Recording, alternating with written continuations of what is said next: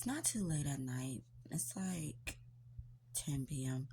I'm sitting here thinking, like, this is how quiet it is. If I mute my TV, this is how quiet it is. I live alone. I live in a small town in Pennsylvania. It's like 1,000 people that live here.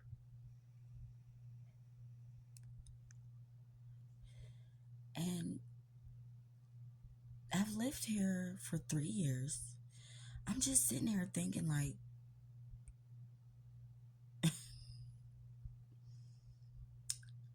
I don't have any family here. I don't really have many friends except for like the people who live in my building. But I just love the peace. It's beautiful. So, um I'm a domestic violence survivor, right? I've till the day almost on the 20th of February it'll be a year since I have any contact with my abuser, my ex.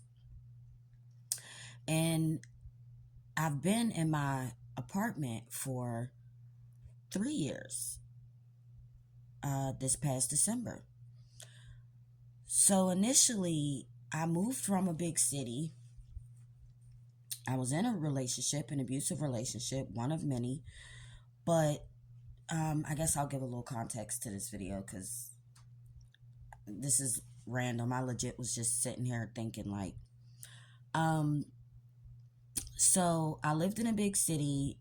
I sort of grew up in this city. I also have, the majority of my family is in this city. And I was in a relationship. The relationship lasted about 6 years. But 3 years ago in December, I sat in the car, his car, and I decided, you know what, this has got to stop. I've been in physically abusive relationships, but this relationship, although it had been physical, it was more mental and emotional abuse. Some of the worst I've ever. It was bad. Like, it made me think I was a whole different person. Anyway, that's for another video. But 3 years ago, I said this is enough, and I had to stop because I don't even know if I wanted to share this. This video is legit random. I sat in his car while he was up in his apartment being a jerk. I called a shelter in a city that I had lived with my dad when I was a kid. That's, close to the city that I, was living in at the time. So I called that place, but I have no family there. And this is all in Pennsylvania. So I call that place and I call it a domestic violence shelter. Long story short, they have a room for me. Now, in my head, I'm thinking like, oh my God, this is crazy. I cannot go to a shelter. I had a place to stay, but I was like, oh my God, this is so different. I never lived in a shelter before. I've had family and friends who have went to shelters. They've had kids though. I don't have any kids. So I'm just trying to like do something different with my life because, mind you, it's this is like 2021, um late 2021, almost 2022, and I'm in the thick of this abusive relationship, and he was younger than me, by the way, and I had just had enough. So I call a shelter on a Wednesday.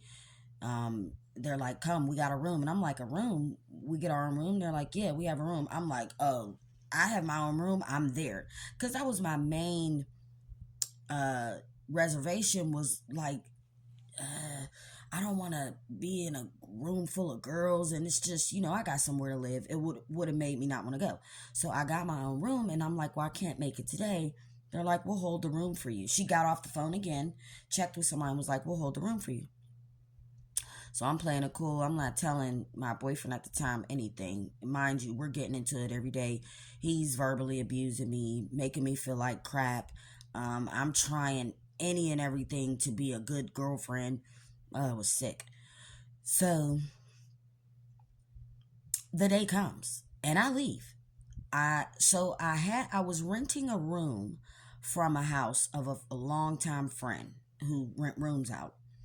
And I also was staying with my then boyfriend and his family.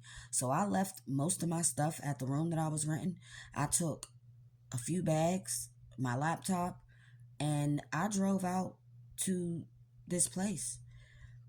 And I went to that shelter and I cried on the way in there. I was like, oh my goodness, what am I doing? Because this is something I never did. My whole like existence was getting money, running the streets, being outside, partying, drinking, smoking, doing what my man wanted to do. Like, this was changing my whole life. Me going to a shelter? What? For what? I had somewhere to live, but excuse me. So I went, and it was the best thing that ever happened to me. It was the best thing that ever happened to me. These people were so nice. I had my own room. They didn't bother me. They didn't like it was the best thing that ever happened to me. So again, this is in 2000, late 2021. I'm looking for an apartment out there. I'm ready. I'm leaving this abusive relationship, and that's that. Well, that wasn't that. I was there in August of 2021 and until December of 2021. But from August to December, I was back and forth from the boyfriend's house to the shelter. So I was still holding on to that lifestyle. But I made it through. I found an apartment, and I've been here in my apartment 15, about 20 minutes commute from the shelter that I stayed in, which is a YWCA. And oh my goodness, it was the best thing that ever happened to me. I had dreams about this place when I moved out. This is crazy, it's not funny, but when I got my apartment, I went into a bar right across the street from this shelter, and I got drunk and I was crying, and I called the shelter like, can I please come back? And they were like, no, Miss Thomas, you have to go to your apartment. You have an apartment. Go home. You'll be okay. And I'm like, I don't want to leave. I don't want to. It was crazy. That's how good this shelter was to me. It was the best thing I could have did for myself. So mind you, now I have my apartment as of December 2021, going into the new year of 2022. And I'm still with the dude. So I'm never at my apartment. I'm back to the big city in Pennsylvania, and I'm never at my apartment. Finally, last year, February 20th, 2024, I'm visiting this boyfriend because it's Valentine's Day. Well, I was there prior to that, but I left on the 20th and I never went back. But it's Valentine's Day. I'm going to see him, and he treated me so bad. I had such a bad time. His family, just the atmosphere, and I ain't throwing shade or nothing. It's just not who I was. And I knew this all along in the 6 years I was with him. But I just, I start seeing, they're not clean how I'm clean. Like, as far as the house, why am I in this filthy house cleaning and not living like when I have a beautiful home? I just start noticing stuff, and then he was treating me bad, and I looked at him one day, and I made it up in my mind, I'm never going back.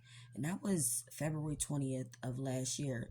So now I'm just sitting here 1 year later, haven't been in contact with him. My cousin died, a close cousin of mine, and I still didn't go back. Talk about healing. I'm proud of myself, to say the least, but life is crazy. This video is everywhere.